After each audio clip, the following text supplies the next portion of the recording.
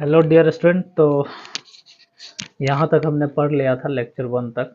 ठीक है, आज हम पढ़ेंगे लेक्चर 2 इससे आगे। ठीक, तो ये रहा मिक्सिंग ऑफ टू गैसेस। पिछला एग्जांपल जो था हमारा कौन सा था, ये डिफ्यूजन का था, जिसमें कि हम ये देखे थे शुगर डिजॉल्विंग इन वाटर। ये एग्जांपल हम देख चुके थे। अब हम देखेंगे एग्जांपल में कौन सा, मिक्सिंग ऑफ टू गैसेस, जब दो गैस को मिक्स करते हैं। ठीक है, air is a colourless gas. अब जानते हैं कि एयर क्या है, कलरलेस गैस है। ठीक है, कलरलेस गैस का क्या मतलब है कि एयर में बहुत सारा गैस मिला होता है लेकिन उसका कोई कलर नहीं रहता। आप देख देख नहीं पाते हैं कि एयर है कि नहीं है।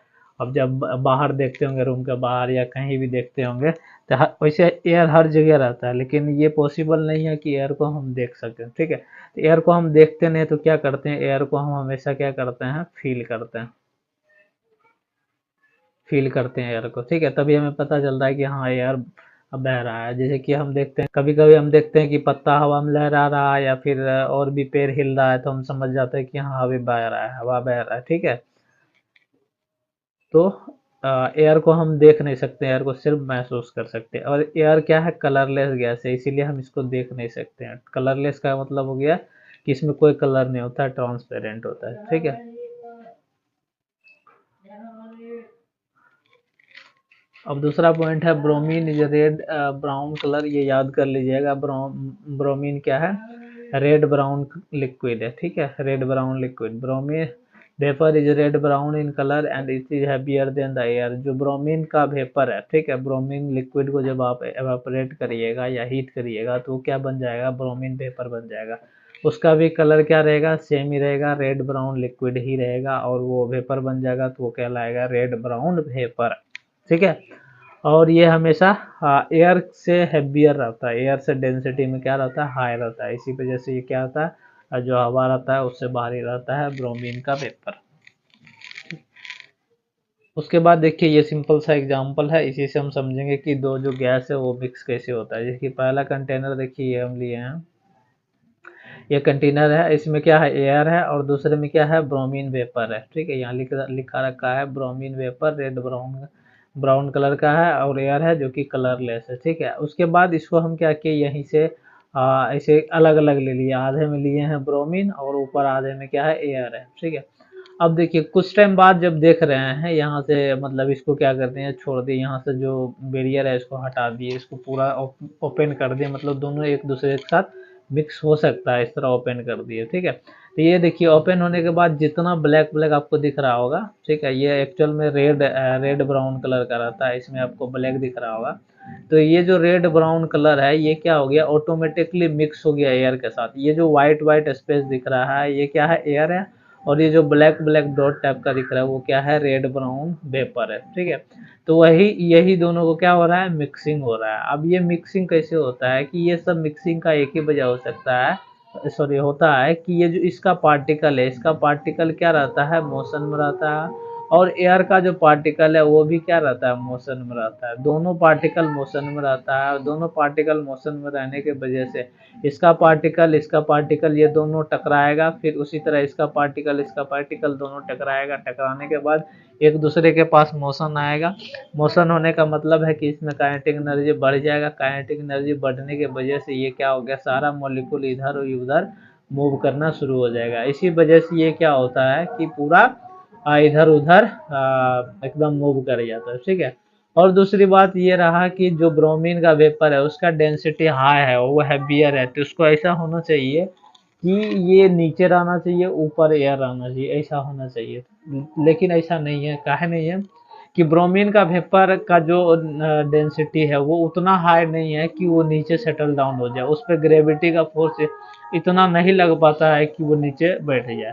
ठीक है, वो मतलब इस दोनों में कंपेयर करने के बाद पता चलता है कि हाँ ये हैवियर है, ब्रोमीन का वेपर हैवियर है एयर से, लेकिन उतना भी हैवियर नहीं है कि इस पे जो ग्रेविटेशनल फोर्स है वो उसको अपने और नीचे खींच पाए। ठीक है, वो हल्का ही होता है और ये हवा के तरह ही आराम से ऊपर मूव कर सकता है, या हवा के जैसा ही उसमें भी मोशन होता है जो कि ऊपर में मूव कर सकता है। ठीक है, अब देखिए ये कह रहा है कि जो थर्ड पॉइंट है, both air and bromine vapour are made up to the tiny moving particle. अब आपको दिखेगी क्या होगा कि एयर में भी टीनी पार्टिकल होता है और ब्रोमीन वेपर में भी टीनी पार्टिकल होता है। ये दोनों टीनी पार्टिकल क्या हो रहा था, मूव हो रहा था। मूव होने के वजह से ही क्या हो गया, इंटरमिक्स हो गया। तभी तो इसी प्रोसेस को बोलते हैं डिफ्यूजन। ठीक है, इसमें देख रहे हैं आपकी जितना भी दोनों गैस है, ब्रोमीन का गैस या एयर का गैस, दोनों क्या हो रहा है, विदाउट एनी एक्सटर्नल प्रेशर या फोर्स ये क्या हो रहा है, इंटरमिक्स हो रहा है। ठीक, the moving particle of a bromine vapor and air collide with each other and the bounce about in all direction due to which they get mixed uniformly। इसके वजह से क्या होता है, मिक्स हो जाता है uniformly.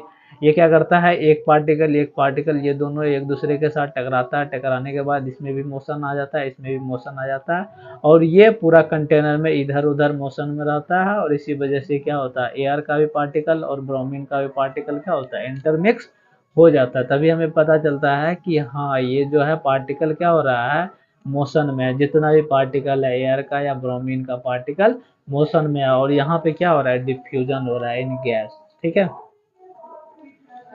The process of diffusion gives us to conclusion about the nature. जो डिफ्यूजन है इस दो कंक्लूजन दे रहा है, किसके बारे में, नेचर ऑफ मैटर। मैटर के नेचर, यहाँ सॉरी यहाँ पे होगा ऑफ, यहाँ पे ऑफ होगा। ठीक है, नेचर ऑफ मैटर, मैटर का जो नेचर है उसके बारे में दो कंक्लूजन देता है। देखिए पहला कंक्लूजन क्या है, matter is made up the tiny particle. ये तो आपको पता चल गया होगा कि जितना भी मैटर है वो क्या किससे बना होता है, टीनी पार्टिकल से बना होता है, और उसका नाम होता है एटम्स या मॉलिक्यूल्स। ठीक है, दूसरा पार्टिकल, दूसरा नेचर क्या है कि पार्टिकल्स आर कॉन्स्टेंटली मूविंग। जितना भी पार्टिकल्स होता है, टीनी पार्टिकल्स, वो हमेशा क्या रहता है, मोशन में रहता है। तभी हमें पता चलता है कि हाँ वहाँ पे डिफ्यूजन का प्रोसेस हो रहा है। ठीक है, ये सब किसके वजह से पता चलता है, सिर्फ और सिर्फ डिफ्यूजन के प्रोसेस से ही पता चलता है। अगर डिफ्यूजन का प्रोसेस हमें नहीं पता रहेगा तो हम ये नहीं डिसाइड कर पाएंगे कि कोई भी पार्टिकल मोशन में है या नहीं है। ठीक है, क्यों नहीं पता कर पाएंगे कि मान लीजिए कि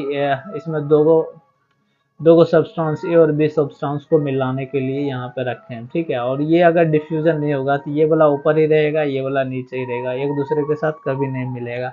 और एक दूसरे के साथ कभी नहीं मिलने का मतलब है कि यहाँ पे जो पार्टिकल है वो मोशन में नहीं होगा। ठीक है, ये हमेशा क्या रहेगा, स्टैटिक पार्टिकल रहेगा, स्टेबल रहेगा, अपनी जगह पे ही फिक्स रहेगा, वो मूव नहीं करेगा। इसका मतलब ये हुआ। ठीक है, अब देखिए एग्जांपल्स में है पोलन।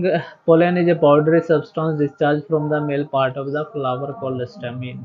जो देखिए आप फूल वगैरह में देखते होंगे कि फूल में इस टाइप का एक जो फूल रहता है, ये जैसे फूल है, इसमें एक रहता है मेल पार्ट। ठीक है, तो इस मेल पार्ट से ही क्या निकलता है, पोलन निकलता है। अब ये पोलन जो निकलता है ये क्या रहता है, टीनी पार्टिकल रहता है, बहुत ज़्यादा छोटा छोटा रहता है। ठीक है, उसको आप टच करिएगा, हाथ से अगर टच करिएगा तो आपके हाथ में चिपक जाएगा। ठीक है, ये पाउडरी सब्सटेंस रहता है, लेकिन इसका जो साइज रहता है एकदम बहुत छोटा छोटा रहता है, टीनी पार्टिकल। जो मेल पार्ट से जो निकलता है उस मेल पार्ट को बोलते हैं स्टामिन। ठीक है, यही पोलन, पोलन जो है, पोलन में भी डिफ्यूजन का प्रोसेस हो जाता है। मतलब डिफ्यूजन का कहने का मतलब है कि ये एक जगह से दूसरी जगह मतलब चला जाता है, with the help of air से जा सकता है, with the help of the bird से जा सकता है। ठीक है, ये किसी भी तरह से ये एक जगह से दूसरी जगह मूव करता है। ठीक है, तो मूव करने का क्या मतलब है कि मैटर में जो मैटर का जितना भी पार्टिकल है उस सभी पार्टिकल में क्या होता है, मोशन होता है। Pollen is actually the top part of the stamen called anther. Anther जो रहता है टॉप पार्ट रहता है एंथर। ठीक है, फ्लावर में रहता है, या बायोलॉजी में पढ़िएगा बहुत अच्छे से इसके बारे में। तो पोलन क्या रहता है, टॉप पार्ट रहता है स्टामिन का, उस टॉप पार्ट को बोलते हैं anther.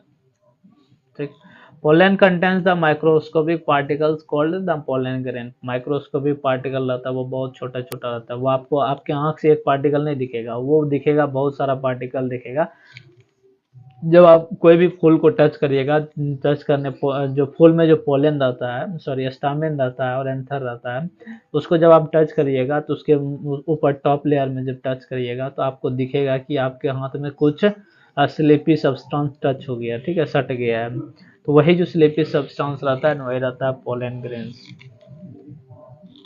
Movement of pollen grains in water, जो पोलन ग्रेन्स का जो मूवमेंट रहता है वाटर में। ठीक है, the best evidence of the existence and movement of particles in liquid was given by Robert Brown in 1827। जो रॉबर्ट ब्राउन है वही ये बताया था कि लिक्विड में भी पार्टिकल का एग्जिस्टेंस रहता है। ठीक है, The pollen grains move on the surface of water because they are constantly being hit by the fast moving particles of water। देखिए अब ये कैसे होता है, जैसे देखिए ये आपको हम समझाने की कोशिश करते हैं, यहाँ समझने की कोशिश करिएगा, ठीक है।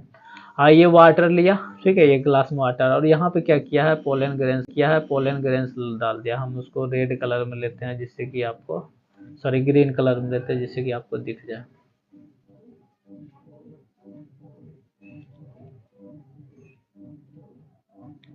यहाँ देखिए ये सब, ये जो है ऊपर में हम पोलन ग्रेन्स ले लिए, ठीक है। अब जब कुछ टाइम तक इसको देखिएगा,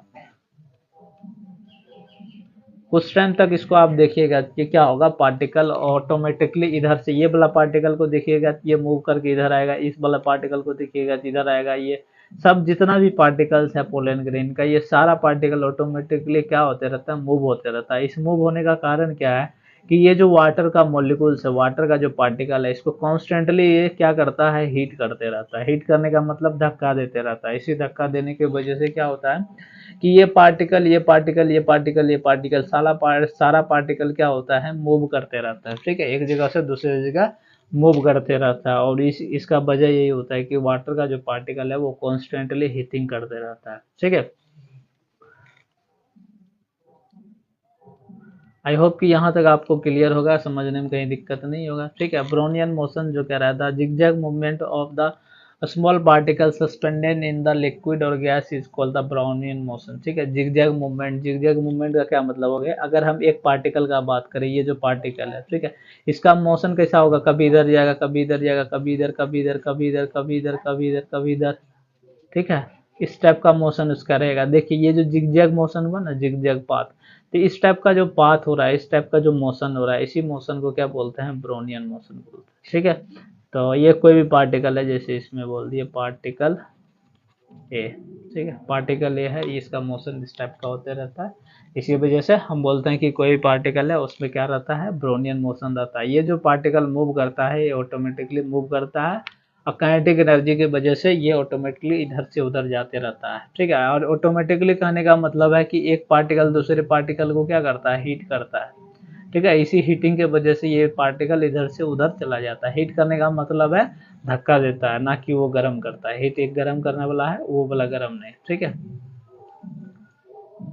Brownian motion can also be observed in the gases. Gases में क्या रहता है, ब्रोनियन मोशन रहेगा ही रहेगा, क्योंकि अब गैस का पार्टिकल अभी यहाँ रहता है, बाद में यहाँ, फिर यहाँ, फिर यहाँ, फिर यहाँ, फिर यहाँ, फिर यहाँ, फिर यहाँ, फिर यहाँ, यहाँ, यहाँ, यहाँ, ऐसे ऐसे करके क्या होता है, मूव करते रहता है। तो ये क्या फॉलो करता है, ब्रोनियन मोशन फॉलो करता है, ठीक है। तो गैस में ये तो होगा ही होगा, लिक्विड में भी रहता है, लिक्विड का पार्टिकल भी क्या रहता है, इधर से उधर मूव करते रहता है। The tiny dust particle move here and there because they are constantly hit by the fast moving particles of the air। Air का जो दूसरा पार्टिकल है वो पार्टिकल पहले वाले पार्टिकल को हीट करता है, और हीट करने की वजह से जो पहला पार्टिकल और दूसरा पार्टिकल क्या रहता है, इधर उधर मूव करने लगता है, ठीक है। तो उसमें जब पार्टिकल इधर उधर मूव करने लगता है तभी हमें पता चलता है कि हाँ वो क्या है, ब्रोनियन मोशन में है, ठीक है। Brownian motion increase the temperature. जब टेम्परेचर आप इंक्रीज करिएगा तब ब्रोनियन मोशन क्या होगा, इंक्रीज हो जाएगा। इंक्रीज होने का कारण क्या है बताते हैं हम आपको। ये कंटेनर है, ठीक है, इसमें गैस है बहुत सारा, या फिर जो भी लिक्विड लीजिए, गैस लीजिए, जो भी है, ठीक है। इसको कॉन्स्टेंटली हीट करिए, ठीक है, टेम्परेचर बढ़ाते जाइए। टेम्परेचर बढ़ाने का मतलब है कि इसमें हीट एनर्जी हम डाल रहे हैं, ठीक है। और ये हीट एनर्जी जब पार्टिकल के पास जाता है तो वही काइनेटिक एनर्जी में कन्वर्ट हो जाता है। काइनेटिक एनर्जी में जब कन्वर्ट होगा तो ये कॉन्स्टेंटली इधर उधर लगातार मूव करना शुरू हो जाएगा। तो इसका मतलब है कि ब्रोनियन मोशन क्या हो रहा है, उसका इंक्रीज हो गया है, ठीक है। तो वो इंक्रीज होने का कारण क्या है कि राइज इन टेम्परेचर हो रहा है। टेम्परेचर को जब हम बढ़ा रहे हैं तो उसका जो मोशन भी क्या हो रहा है, बढ़ रहा है। तो इसी वजह से बोला जाता है कि ब्रोनियन मोशन इंक्रीज करता है on increasing the temperature. Temperature को इंक्रीज करने के बाद ब्रोनियन मोशन इंक्रीज होता है। The existence of Brownian motion gives us the conclusion about the nature of the matter. अब ये ब्रोनियन मोशन के वजह से भी हमें दो कंक्लूजन मिलता है, वो दोनों कंक्लूजन को भी हम देखते हैं। पहला कंक्लूजन क्या है, इससे हमें ये भी पता चलता है कि जितना भी मैटर है वो टिनी पार्टिकल से बना हुआ रहता है। ठीक है, ये तो आप पहले भी देख चुके थे, डिफ्यूजन से भी यही निकलता है और ब्राउनियन मोशन से भी यही निकलता है। दूसरा क्या है, the particle of matter are constantly moving, ये भी बात है ब्राउनियन मोशन से पता चलता है। ठीक है, ये जो दोनों बातें हैं, ये दोनों बातें पता करने का दो तरीका था। पहला तरीका कि ब्राउनियन मोशन से हमें पता, ब्राउनियन मोशन से हमें ये पता लग रहा था कि जितना भी मैटर है वो टिनी पार्टिकल है, और सारा मैटर का जो पार्टिकल है वो कॉन्स्टेंटली मूविंग रहता है। और डिफ्यूजन से भी यही बात पता चलता है, दोनों से यही बात पता हमें चलता है। ठीक है,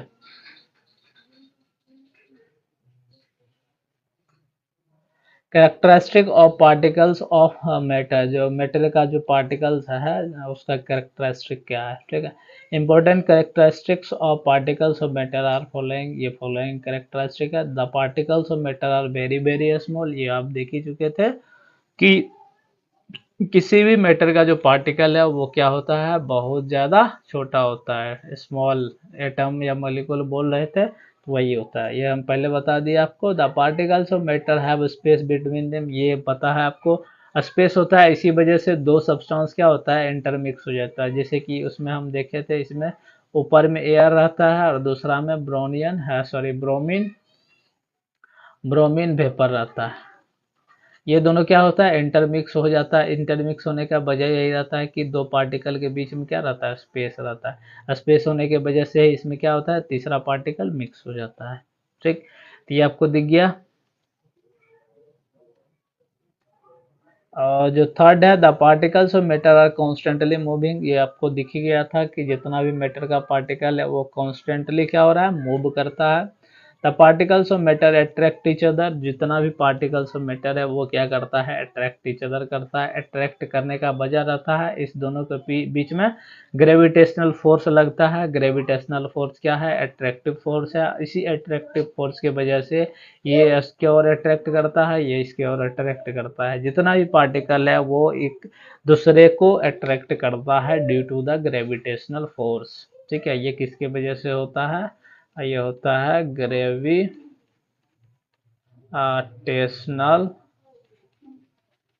फोर्स की वजह से होता है। ठीक है, अब देखिए इसमें हम बात करेंगे, सबसे पहले बात करेंगे the particles of matter are very very small, इसके बारे में अभी हम बात करेंगे।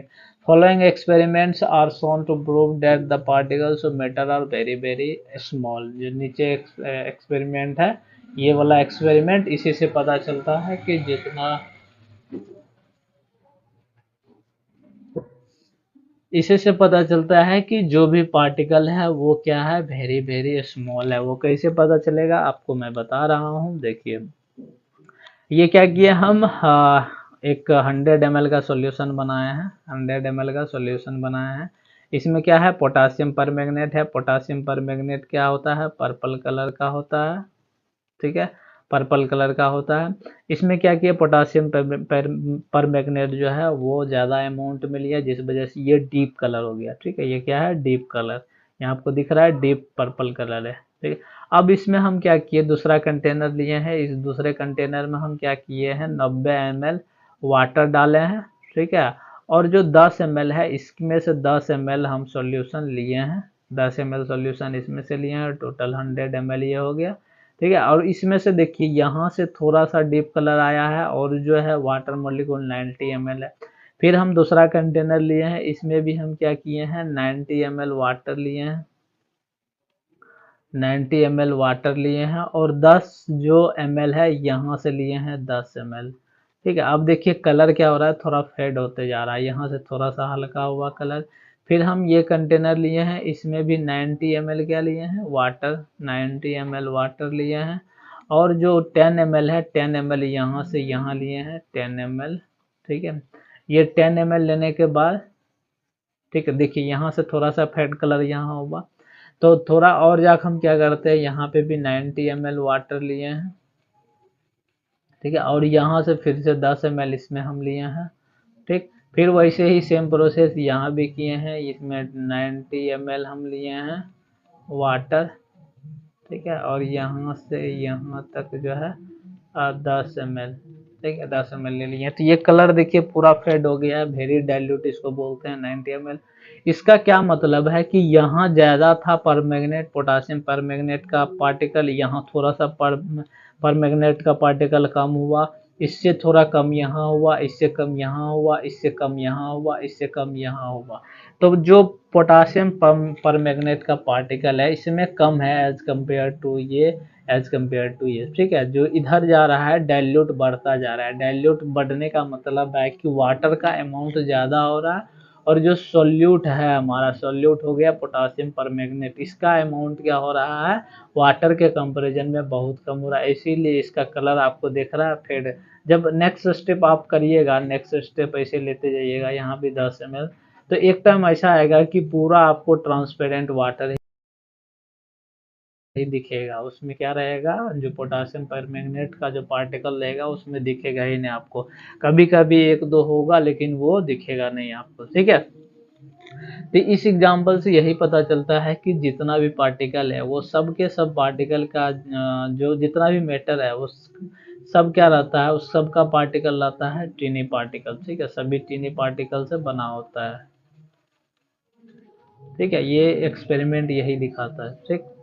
आई होप कि ये आपको समझ आ गया होगा कि एक्सपेरिमेंट कैसे करना है। ये एक्सपेरिमेंट आप घर पे भी कर सकते हैं, कोई भी कलर लेकर, ठीक है। कोई ज़रूरी नहीं है कि पोटासियम परमैंगनेट ही होना चाहिए, कोई भी कलर से आप ऐसा कर सकते हैं, ठीक है। Etch potassium permanganate crystal itself must be made up with millions of small particle. इसका मतलब यही हो रहा है, देखिए यहाँ पे, यहाँ से टूट के यहाँ गया, फिर यहाँ से टूट के यहाँ गया, ठीक है, फिर यहाँ से टूट के यहाँ गया, फिर यहाँ से टूट के यहाँ गया, यहाँ से टूट के यहाँ गया, और अगर आप करिएगा टूट के आगे बढ़ते जाएगा, ठीक है। इसका मतलब है कि एक जो पार्टिकल है पोटासियम परमैंगनेट का वो मिलियंस पार्टिकल में कन्वर्ट हो जाता है, स्मॉल स्मॉल पार्टिकल,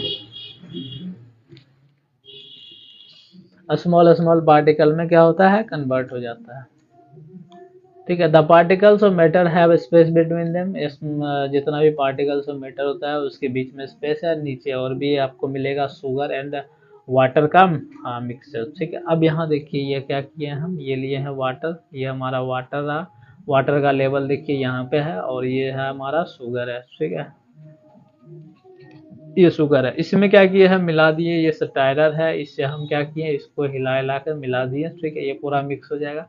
यहाँ पे देखिए कि जितना वाटर का लेवल पहले था उतना ही मिक्सर शुगर सॉल्यूशन, मतलब शुगर मिलने के बाद भी उतना ही लेवल रहा। इसका क्या मतलब रहा, इतना जो हम एक्स्ट्रा शुगर डाले हैं, इसमें मिलाए हैं, वो कहाँ गया, उस कहाँ वो इसमें तो आपको दिख नहीं रहा होगा, कहीं नहीं दिख रहा आपको। इसका मतलब है कि जो भी रहता है, ये देखिए ऐसा, ये है वाटर मॉलिक्यूल्स, ठीक है। आप ऐसा हम समझाने के लिए आपको बता रहे हैं।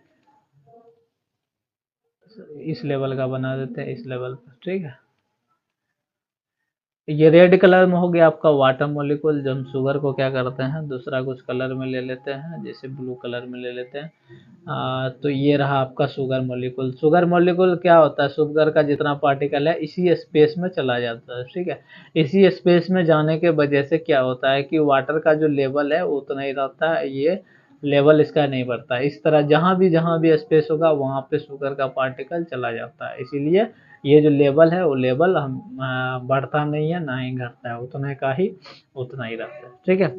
आई होप कि ये भी आप समझ गए होंगे, फिगर में मैं ड्रॉ कर दिया हूँ, दिख भी गया होगा, ठीक है।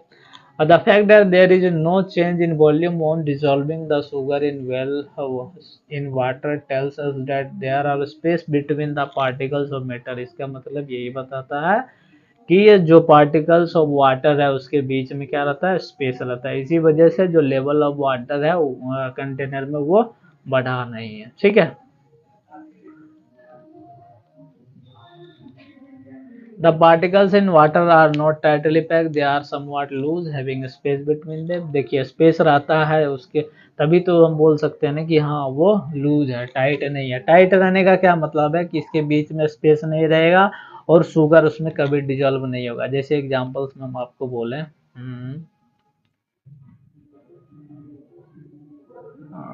रेड कलर ले लेते हैं जिससे कि आपको, हाँ ये देखिए हम यहाँ पे आपको समझाते हैं, जैसे कि ये कोई सॉलिड पार्टिकल लीजिए, ठीक है, यहाँ पे हम क्या करते हैं, शुगर डाल देते हैं और इसको हम क्या करते हैं, रगड़ रगड़ के कोशिश करते हैं कि जितना भी शुगर का पार्टिकल है इस सॉलिड में मिक्स हो जाए, ठीक है। ये सॉलिड में कभी नहीं मिक्स हो सकता है, क्यों नहीं मिक्स हो सकता है, इसका जो पार्टिकल है वो टाइटली पैक्ड है, वो एक दूसरे के बीच में स्पेस देता ही नहीं है कि उसमें कोई तीसरा आ जाए, ठीक है। कोई तीसरा आने का मतलब है कि शुगर का पार्टिकल उसमें ना जा पाए, ठीक है। और जो वाटर का पार्टिकल होता है उसके बीच में स्पेस रहता है और ये लूजली पैक्ड रहता है, ठीक है। लूज रहता है, इसी वजह से उसमें शुगर का मॉलिक्यूल स्पेस को ऑक्यूपाई कर लेता है। तो आई होप कि ये भी पॉइंट आप समझ गए होंगे, ठीक है। तो दो तक आपका हो गया क्लियर। नेक्स्ट जो हम पढ़ेंगे तीसरे लेक्चर में पढ़ेंगे, ठीक है। तो वीडियो क्लास तक देखने के लिए धन्यवाद। अगर आपको पूरा का पूरा समझ आ रहा होगा तो बहुत अच्छी बात है, अगर नहीं समझ आ रहा होगा तो आप नीचे कमेंट सेक्शन में ज़रूर आप अपना डाउट लिखिए, हम आपके लिए अलग से वीडियो भी लाएंगे।